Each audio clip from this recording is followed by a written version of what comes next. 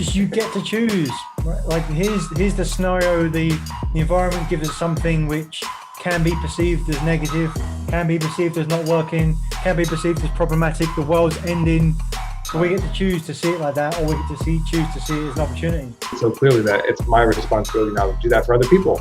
If I have information and, other people's success is my success and vice versa. Because you know what? Like, the challenges or the roadblocks are the journey themselves. There's no big things. It's all little things compounding on top of each other.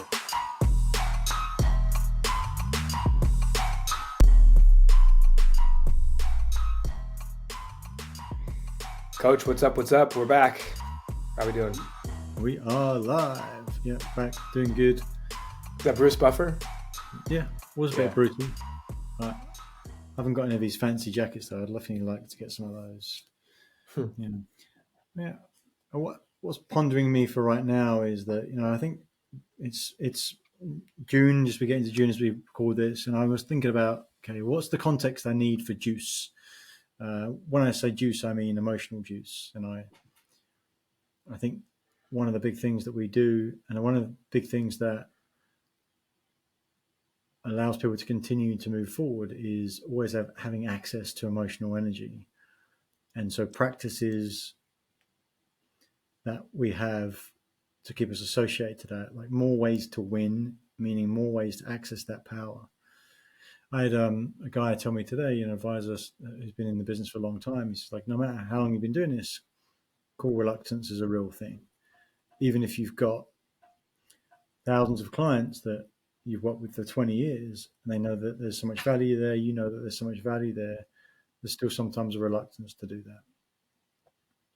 And so I think the more work that we do to associate ourselves to things that are important and have conversations with ourselves and others that sometimes we don't want to have, it stirs things up. It stirs things up like, what if everyone in your life was dead, was going to die? Like, what would you do with your time? How would you think about things? How would that make you act differently? It's like, it's not a nice thing to think about, but it does have a lot of utility. And as it comes back to, utility, I think about that call reluctance, and the distinction he made, of course, was I don't feel good, but if I make the call, then I feel fantastic. And so, reminder, as is most things, it's not that we need to feel in a great emotional place before we do the thing. Doing the thing is what actually puts us in the great emotional place. And that's what I'm thinking about right now. And I wonder what extensions you might add or reflections that you might put onto that. Yeah, this is really interesting. I didn't think that's not where I thought you were going to go with that, but I like that. And I wrote that down. Doing the thing is actually what puts us in a great, would you say, emotional space or a great place? Yeah. Doing the thing that you want to do but are reluctant to do, it presupposes that it's something that you both see that there's potential pain from and see that there's a lot of potential pleasure from. Like it's not just out and out pleasure. It has fulfillment value opportunities, which means there's also potential downside. And so by default, we'll lead with the downside. What if it goes wrong? And sometimes it will go wrong, but more often than not, it's going to go right because it's the thing that you love doing. You've done a lot. But it's the reminder of that. Just do it is the starting point. And it's the thing that sets things going. So what would be intriguing to think about would be, is there a ramp up to this? So practically speaking, in my week, my first call in the week on a Monday is with my director of operations. It's almost like an easy lead in. How can I work with her such that we're setting up the stage for the week anyway, and wherever I am, I'm going to get in a good state from that conversation, and then it's easier to go to the next call, to the next call, to the next call. That'd be one example I'm thinking about. What do you think? Yeah. So I like this concept. I also wrote down having access to emotional energy. So the access to it is sometimes we wait to have that before we act. But what you're saying is once we act, then we have it, then we get it, then we get access to it. And Right. and I liked your thread earlier as well about like shaking some things up, because I like to think of, or I've thought of this recently as emotional energy. It's cooped up, it's trapped inside my body until something happens, right? And so asking those questions or going to those places, or for me, sometimes it's even journaling some of those more difficult things, stirs up these emotions that are within me that, if I'm being honest, sometimes I would probably choose another emotion. I wouldn't really pick that I wanted to feel that thing. But what that does is it's almost like the alchemy formula. If I can get to that emotion, then I can cook with it. Then something Yeah. great happens once I stir up whatever. Maybe we could start naming some emotions. Like anger is a very useful emotion to cook with. You can be Right. very creative once you express the anger. If you're blocking the anger, if you're angry and you're not expressing it, then it stays there. It doesn't move. But if you can express your anger in some way that whatever might be healthy or however you express it, then what happens on the other side is this extreme motivation, this creative energy. It's almost like it turns into something else that's useful for you. So you almost get rewarded for expressing your emotions. Absolutely. And that is what is super intriguing to think about. Yeah, because all emotions are just cues for action or have a utility for them anyway. Uh, so none are inherently bad or good, which we talked about a bunch. But what do I need right now, or what could I use right now? It's kind of like the Incredible Hulk, right? It's like he spends a lot of his time trying not to change into the big green monster, but sometimes they're like, well, yeah, there's some downsides when you do that, but it's really useful sometimes, and so like get that thing going. That's interesting. That's really interesting to think about. Uh, I I also think it's just a much more exciting way to live life when you live it with your emotions intact or in play.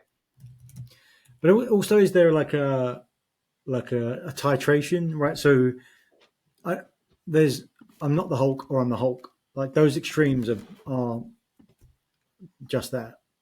And so back to the practicality of getting on a call or doing something you love to do, but it's like it's a lift emotionally.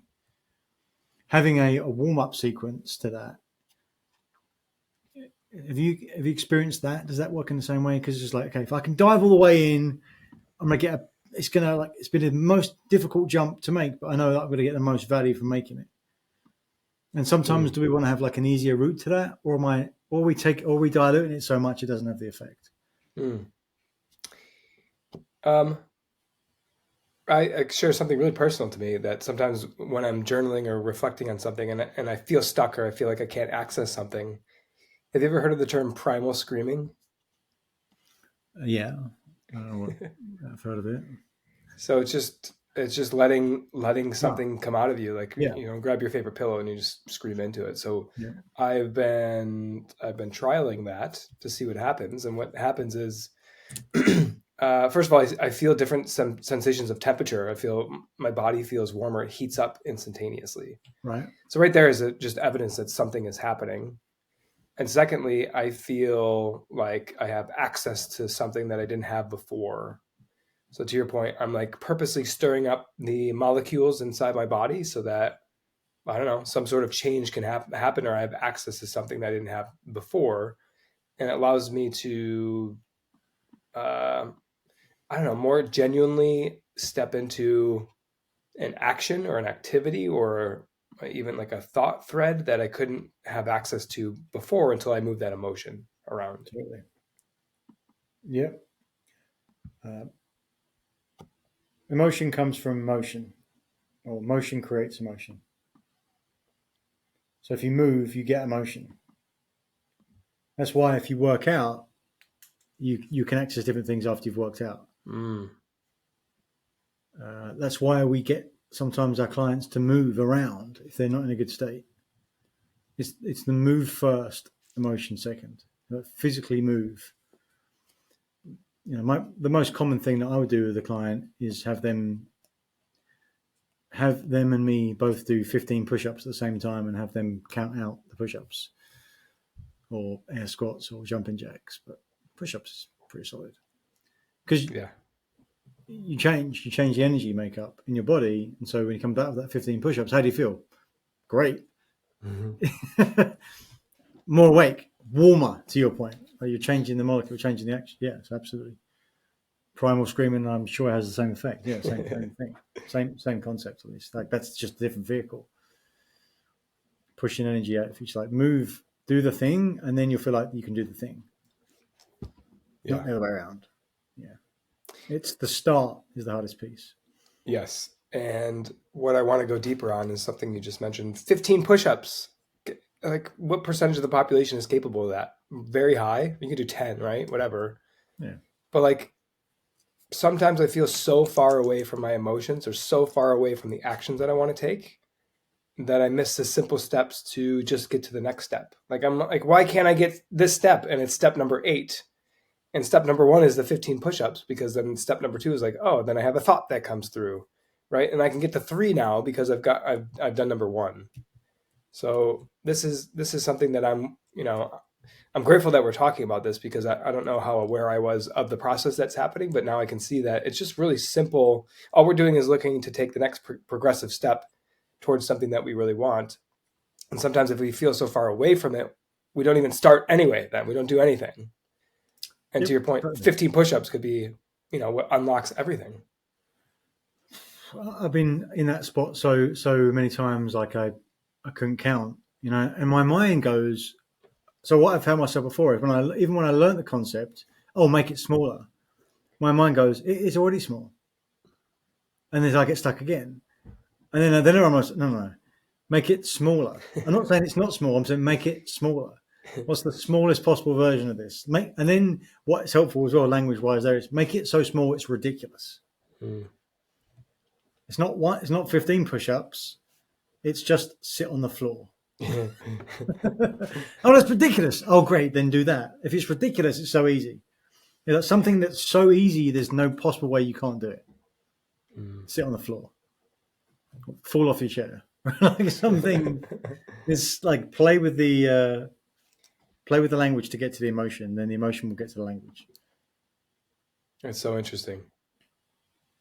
It's so interesting because we're here to talk about success concepts, and people might tune into this with like, what monster thing are they coming up with? We're telling you to do the simplest form of the simple so that you can just get started, right? Because then to me, it becomes a domino effect, right? Then that inevitably leads to something else. It's like you don't even have to try after that.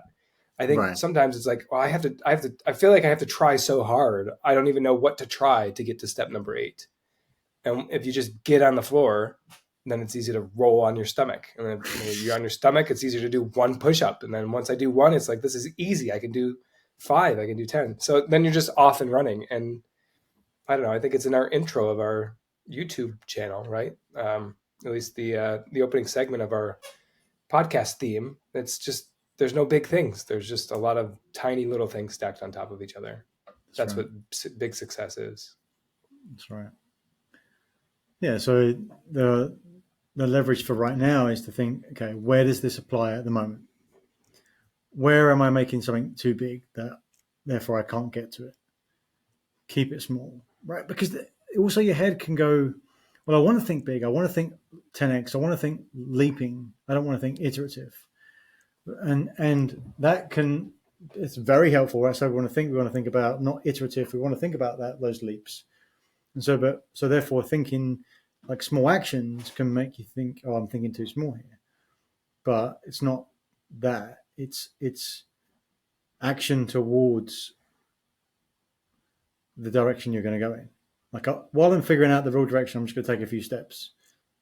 And then the few steps is what is it you need to figure out the real direction. Like I'm just going to go there. Yeah. Do I want to go around to the neighborhood pool and swim a few laps? It's like, I kind of think it's a good idea. I don't really feel like it's good. All I'm going to do is I'm just going to walk around towards the pool. And then somewhere on that journey, you'll convince yourself, I'm just going to go up to the pool. And then somewhere in that piece, you're going to convince yourself, I'm going to walk through the door. And then through that, you're going to convince yourself you're going to put at least your feet in the water. Right. And then, and so everything, so if I think about that, we only ever have capacity to move, let's say 5%, then I'm only ever going to be looking at 5%. But I want to look at the 5% in the context of 1,000% growth. Because if I know if I set out on a journey going, here's 1,000%, I've only just got to stack 5% on top of each other. Versus I can only see 5% of growth anytime. So that's where those two concepts of thinking big and also acting small come together. So I think we have this in common that I only want to play big. I want like 100x the business, like things like that, right? Like that seem almost impossible. I want to live in that space and practice that very often. Does that go hand in hand with a small action that kicks that off? Yeah. And how do we think about, like, is there a feedback loop to determine if that's the right action, or just is it any action is the right action because it leads to the next action? Yes, it's only when you feel motivated because you're associating yourself to the thing that you want that's big that you'll take any action at all. So it's crucial that when you feel good about something, you do it immediately. Something which changes the momentum, which makes it real. One, like classic example was working out. Committed to working out, and I'm looking at a website for a gym, and it looks really cool. It's like something I wanted to do for a long time, and you just watch a video, you get motivated. It's like immediately make a phone call or fill in the little contact form. Because if you say to yourself, all right, I'll do that later, we all know that is always infinitely harder, not because of just time and other things happen, but because you lose the emotional association to the excitement of what that is. How important is that to remain in contact with that emotional, what'd you say? The emotional association. Yeah, association. Because if you've got on the one side, like on the thing that you're moving towards, like the thing the outcome that you want, the destination that you're looking at, that you're already excited about, and then the other side is where you are today. And so the thing that you want the most is the drive that has you take an action today. And as soon as you take an action today, it moves you a tiny little bit further forward to the thing that you want the most. So the gap is now smaller. So just in a tiny little way, it becomes more attainable because you've set yourself up in a new direction. And then all you've got to do is keep making those small adjustments, small actions. And then every now and again, you've got to zoom out and check in on like, am I still on the way to where I want to go? Should the emotional association remain as big, if not bigger, the closer I get to it? Like, how can we think about, if I have an idea, I get super excited about a number of different ideas, right? I pick one, super excited about it, take a small action. Should I remain associated with that emotional association, emotional attachment as I go? Should it grow? Should it shrink? Yeah, if you lose the association, then you'll stop taking action. That's why most people don't follow through on things. So you need to maintaining it. You need to actively work to be associated to it. So here's two sides to that. Then one, people go, "Oh yeah, it didn't work. I didn't get there." But what they really mean is they just stopped taking defined action because they wasn't excited about it anymore, and they weren't excited about it anymore because they weren't associated to it. But sometimes that can feel like, "Oh, I just didn't want it anymore," or it wasn't the thing I thought it was going to be. But I believe that's more of an association because if you're excited about it one time, unless there's like years in between where you change your identity, you're still going to be excited about it. You've just lost association to it. What are the signs or some signs that I have landed on something that I'm emotionally associated to, or that I get excited about being emotionally associated to it? Well, are you excited to take action towards it? Are you excited to learn and do what it takes? Are you excited to get up and start working on something? What keeps you up late gets you up early. allows you to work through things because you're excited to do it, find out what it could be. And often, if it's a big thing, oftentimes you can get yourself like 60, 70, 80% of the way to the thing and then realize that that thing itself changes. But you've made so much personal growth and identity shifts by that point. You've essentially accomplished the thing anyway. And then from that point, you can see the next goal that grows on top of that because you can already see the next mountain, even though you're not at the peak of the one that you're climbing still. And so it doesn't mean you'll stop climbing that mountain. It just means you're now focused on the next part. And sometimes that's what you need to get to the last few percentage points of the mountain anyway.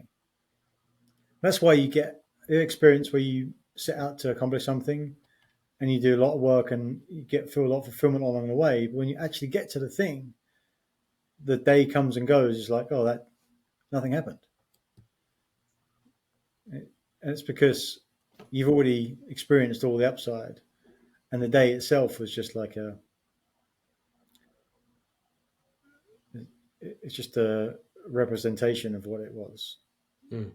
Just like a memento, like a monument to it. Interesting. I'd like to know what your takeaway is. So just a wrap up here, or now that we're on this mountain that we sit on after our conversation, what's useful for you, Coach, from today? Lots of stuff, Coach. Nice to go back to the baseline of like motion creates emotion. It's ingrained in me such that I will do a lot of the activity knowing that I need to do things. But it's nice to be reminded of the concept because I'm sure there's other places that I could use it more effectively. If you don't feel like doing the thing that you know that you actually want to do, then just move. Like just do some sort of movement, like some sort of physical movement. It's the easiest way to change your emotional state. Love that. What I'm reflecting on today is how much I like and enjoy my sleep. And so one of the things you said is, does it keep you up at night, or are you excited to get up early for it? And I want to think a little bit more about that, because I think it's been a while since I would be excited and even willing to sacrifice some of my sleep to work on something or to make progress with something. So I wonder what that could be for me. I'm going to do a little bit more thinking about that. So I appreciate that, Coach. And maybe not to the letter. I mean, I'm not saying it's just one of those things. Like I'm so excited to work on it, I'm concerned that I won't be able to sleep. Right? Like if you were going on a vacation, I mean, this is the easiest reference to that. Is you got to get up a little bit earlier than normal, or if it's at normal time that you would normally get up, but it's for a vacation, or it's different than the thing that you normally do. And is that easier? Do you find that easier to get out of bed at that time? I'm not saying we should sacrifice our sleep by any means, because sleep is like probably the most important thing that we do. It just affects everything. But as an experiment to think about, like, what I'd be concerned about, that I'm so excited about for the next day that I'd be concerned that I couldn't get my sleep that I need. It's like, I can't wait to get up in the morning and do that thing. Yeah. Love it. Thanks for the reflections, Coach. We will see you next time. Thank you for watching another episode of Truth Seekers. We appreciate your interaction, so please comment, like, subscribe to YouTube, Apple Podcasts, or Spotify, wherever you get your podcasts. And if you want more, check out some of our links. Links to our masterclass, The Achiever's Mindset, and come join our LinkedIn group. And what do you want to see more of? Remember, we're here to share the simple secrets of successful. So help us do that. What do you want to see? What do you want to see more of? Thanks, and see you again next time.